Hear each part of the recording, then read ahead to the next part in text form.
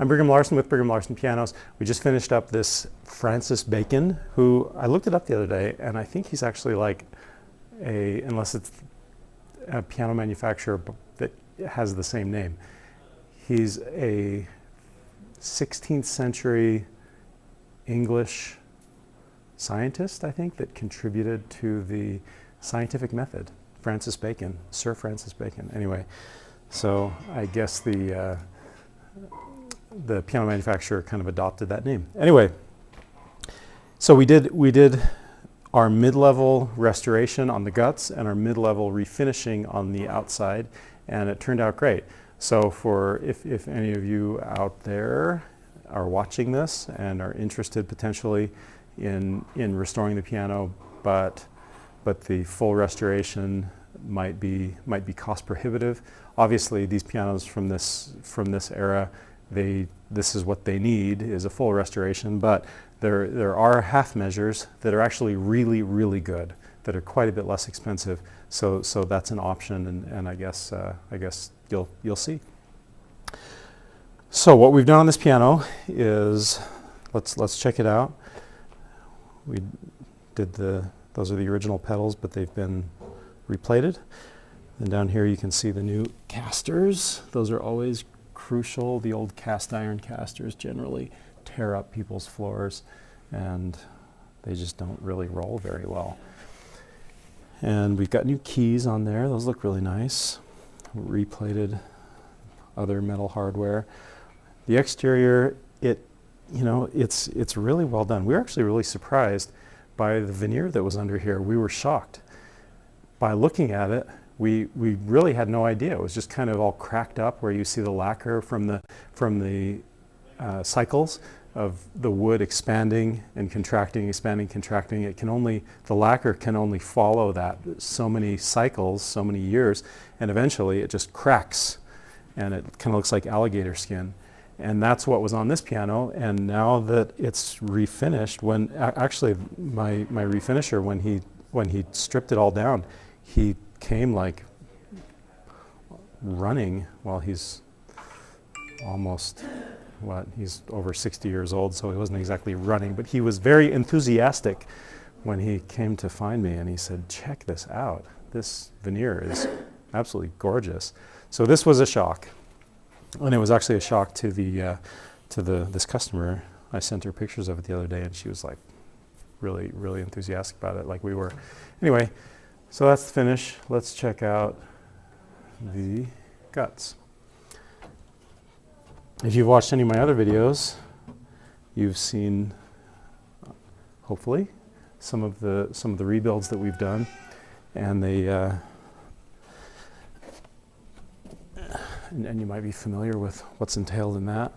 So this one is not the full rebuild. So the plate is clean, but it's not sanded down and bondoed and painted and redesigned and all of that. The bolts, we do redo the bolts. Those are nice. The strings are original, but they're actually in pretty good shape, which is not super uncommon for a 100-year-old piano, but maybe this one is better than most. I would say that. Hammers, though, really, there's just no exception to that for pianos this old. The hammers are always shot, so we've got new hammers on there. Dampers, generally, that's the same case. And I also like to put these triple dampers on, which dampen much better than the original dampers. I really, really like those triples. It does a good job. New bridle straps on there, new leather on the hammer butt. We've got new leather and felt and cloth in lots of different areas that isn't necessarily obvious at first glance. Like there and behind under the keys. Both the back rail, balance rail, and front rail has all new cloth. All of these hammer butts have been repinned, so there's a very specific friction that those hammer butts are supposed to move back and forth. If it's too tight, that's a problem. You've got sluggishness of that hammer returning, and if it's too loose, then you just kind of have a wobbly hammer that introduces other problems that are pretty annoying. So all of those have been repinned. And that leather on the catcher that I mentioned a minute ago, that's really nice for checking. A lot of times they get worn smooth, and so having new leather in there is really nice.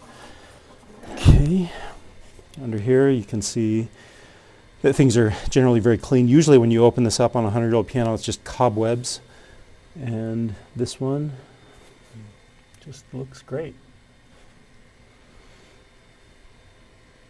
Things are clean and sanded down. The trapwork's rebuilt. So let's check out the regulation. That's another crucial part. So the distance that you depress the key, that's a very crucial distance, not too deep, not too shallow. The distance from the hammers to the strings, that's a very crucial distance. This distance here that hammer pulls away from the string, 1/8 of an inch, that's a crucial distance. When it ricochets off the string and is held in check by the back check, that's a very important distance. You can see they're all about 2/3, 3/4 right in there of the weight of the string. The damper timing, you see those dampers, they pull away at all just exactly the same time when I engage the sustain pedal. Same with when I engage each individual note, you can see that damper starts to pull away at just the right time.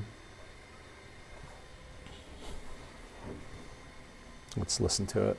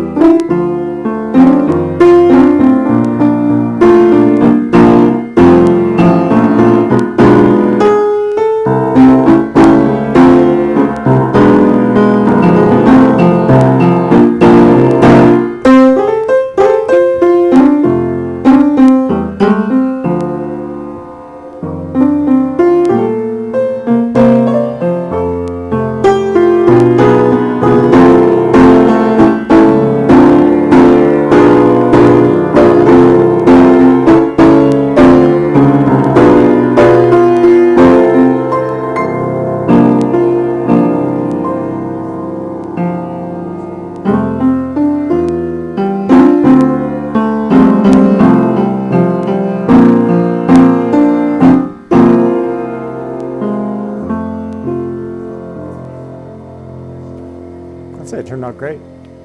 Feels really good. It's very just responsive to the touch, and it sounds powerful. It projects really well. The tuning held up great. I have no concerns about this piano for the next like 30 years, I think, and probably even longer. Just in great shape. Really, really pleased with how Sir Francis Bacon's namesake piano turned out.